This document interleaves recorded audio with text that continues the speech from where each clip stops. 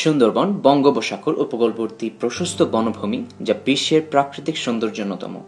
সমুদ্র উপকূলবর্তী নোনা পরিবেশের সবচেয়ে বড় ম্যানগ্রোভ বন হিসেবে সুন্দরবন বিশ্বের সর্ববৃহৎ অখণ্ড বনভূমি।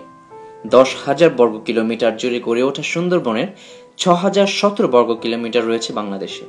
সুন্দরবন 1997 সালে ইউনেস্কো বিশ্ব ঐতিহ্যবাহী স্থান হিসেবে স্বীকৃতি লাভ করে।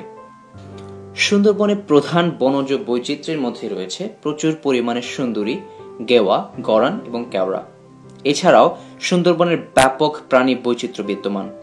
স্বনামে বিখ্যাত রয়্যাল বেঙ্গল টাইগার ছাড়াও নানান ধরনের পাখি, চিত্রা হরিণ, কুমির ও সাপ সহ অসংখ্য প্রজাতির প্রাণীর আবাসস্থল হিসেবে পরিচিত।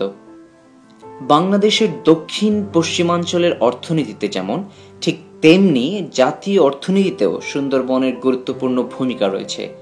এটি দেশের বনজ সম্পদের একক বৃহত্তম উৎস। এছাড়াও কাঠ, জ্বালানি ও মন্ডের মতো প্রথাগত বনজ সম্পদের পাশাপাশি এ বন থেকে নিয়মিত ব্যাপক হারে আহরণ করা হয় ঘর ছাওয়ার পাতা, মধু, মৌচাকের মোম, মাছ, কাঁকড়া এবং শামুক, ঝিনুক। সুন্দরবন কমপক্ষে 0.5 মিলিয়ন উপকূলবর্তী জনসংখ্যার জন্য উল্লেখযোগ্য পরিমাণে কর্মসংস্থান ও আয়ের সুযোগ সৃষ্টি করেছে। উৎপাদনমুখী ভূমিকার পাশাপাশি সুন্দরবন ঘূর্ণিঝড় প্রবণ বাংলাদেশের উপকূলবর্তী জনসংখ্যা ও তাদের সম্পদ প্রাকৃতিক নিরাপত্তা বলয় হিসেবে ভূমিকা রাখে। বিশুদ্ধকারক, পলি সঞ্চয়কারী, ঝড় প্রতিরোধক, উপকূল স্থিতিকারী, শক্তি সম্পদের আধার এবং পর্যটন কেন্দ্র।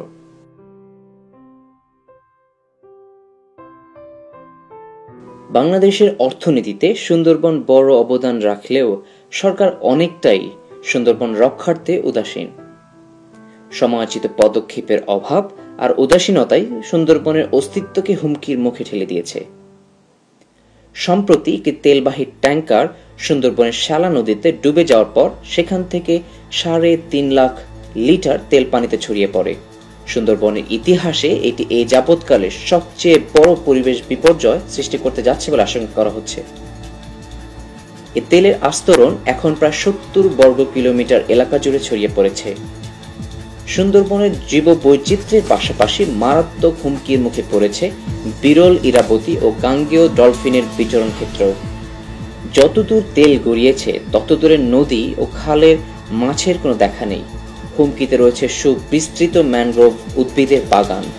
এমনকি স্থানীয় জেলেরা পর্যন্ত মাছ ধরতে নদীতে নামতে সাহস পাচ্ছে না। দেশি বিদেশি মিডিয়াতে দুর্ঘটনাকে এত গুরুত্ব দিয়ে প্রকাশ করলেও বাংলাদেশ সরকার কোনো কারণে নিশ্চুপ ভূমিকা পালন করছে। সুন্দরবনের শ্যালা নদীতে ফার্নেস অয়েল বোঝাই সাউদার্ন স্টার 7 ট্যাঙ্কারটি তেল পরিবহনের উপযোগী ছিল না। এই নৌযানটি মূলত বালি পরিবহনের কার্গো ছিল।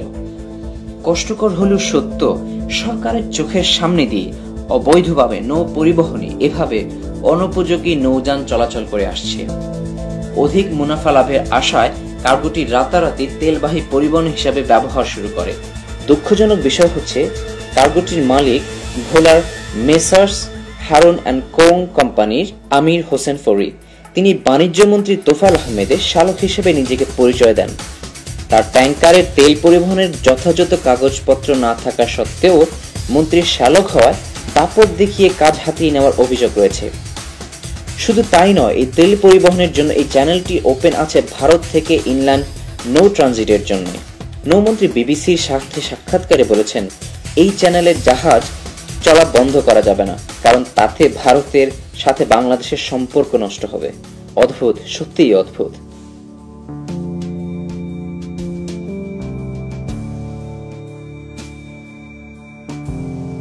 একদিকে সরকার উদাসীন, নীরব ও অবৈধ ব্যবসায়ীদের বাঁচাতে ব্যস্ত, অন্যদিকে সুন্দরবন আস্তে আস্তে ধ্বংসের দ্বার প্রান্তে চলে যাচ্ছে।